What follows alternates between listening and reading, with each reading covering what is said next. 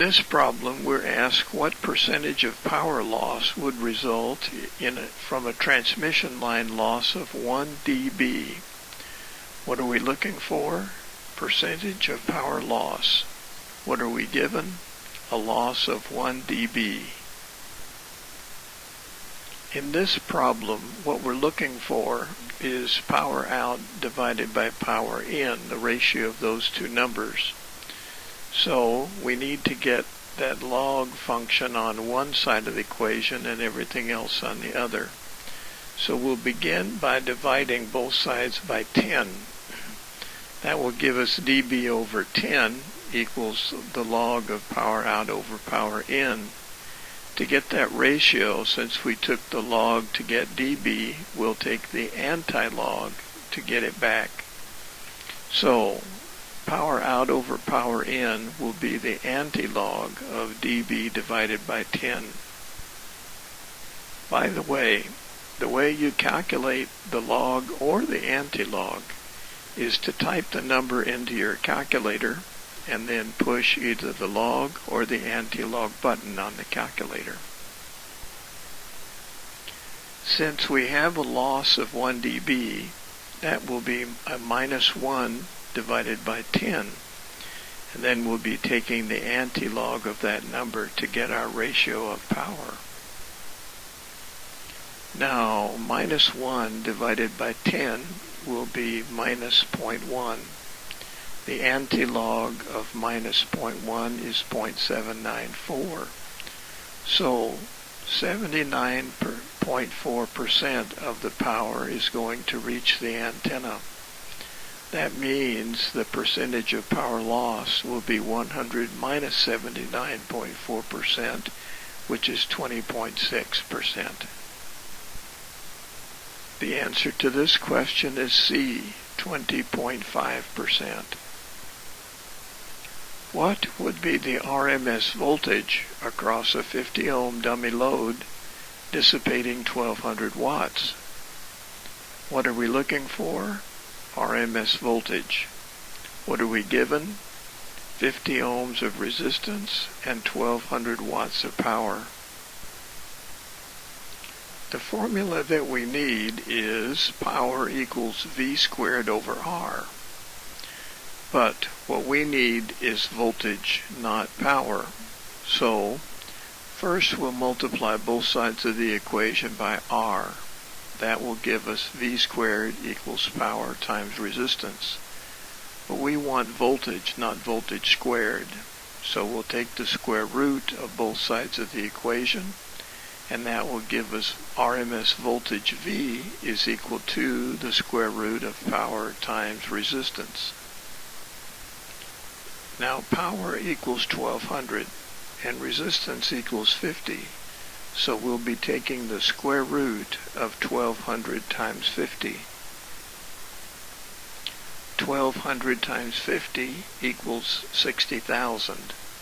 The square root of 60,000 is 245 volts, the answer we're looking for. The answer is B, 245 volts. What is the output PEP from a transmitter if an oscilloscope measures 500 volts peak to peak across a 50 ohm resistor connected to the transmitter output?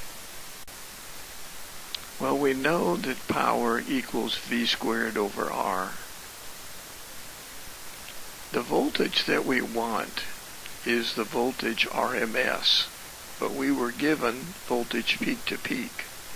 So we're going to have to take that 500 volts of peak to peak voltage, divide it by 2 to get the peak voltage, and multiply that by 0.707 in order to get the RMS voltage. 500 times 0.707 is 176.5. That will need to be divided by 2, which will give us 31.241. That number divided by 50 is 625, the peak envelope power watts. So the answer that we're looking for is B, 625 watts. Next question. What is the total resistance of three 100 ohm resistors in parallel? What are we looking for? Equivalent resistance. What are we given? Three 100 ohm resistors in parallel. The equation that we're going to use, since these three resistors are in parallel, is 1 over the quantity, 1 over R1 plus 1 over R2 plus 1 over R3. Now all three resistors have the same value, 100 ohms. So our equation will be 1 over the quantity, 1 over 100 plus 1 over 100 plus 1 over 100. Now all three of the fractions in the denominator have the same 100 ohm denominator. So we can add them. 1 over 100 plus 1 over 100 plus 1 over 100 is equivalent to 3 over 100. So we have R sub equivalent equals 1 over the quantity, 3 over 100. That means that 3 over 100 equals 0.03. So we have the equivalent resistance equals 1 over 0.03, which is 33.3 ohms. The answer is C, 33.3 ohms. Now for the next question. If three equal value resistors in parallel produce 50 ohms of resistance, and the same three resistors in series produce 450 ohms, what is the value of each resistor? So, what are we looking for? The value of each resistor. What are we given? Three equal value resistors, which in series produce a total of 450 ohms. Now, the equation for the equivalent resistance of resistors in series is R1 plus R2 plus R3. In this case, R1 and R2 and R3 are all the same value that was given to us. So the equation becomes equivalent resistance equals R1 plus R1 plus R1, which equals 3R1. Now we're given that the equivalent resistance is 450 ohms. So 450 equals 3 times R1. Now what we want is R1. So we have to get rid of the 3 on the right side of the equation. We'll do that by dividing both sides of the equation by 3. That gives us R1 equals 450 divided by 3, which is 150 ohms. So the answer is C, 150 ohms. Before we continue, let's take a few minutes to review the transformer. Transformers are generally made up of two coils of wire wound around a common magnetic core. Those two coils are called a primary and a secondary. Consider this problem. What is the RMS voltage across a 500 turn secondary winding in a transformer if the 2250 turn primary is connected to 120 volts AC? Now, what are we after here? The answer we're looking for is the RMS voltage. What are we given?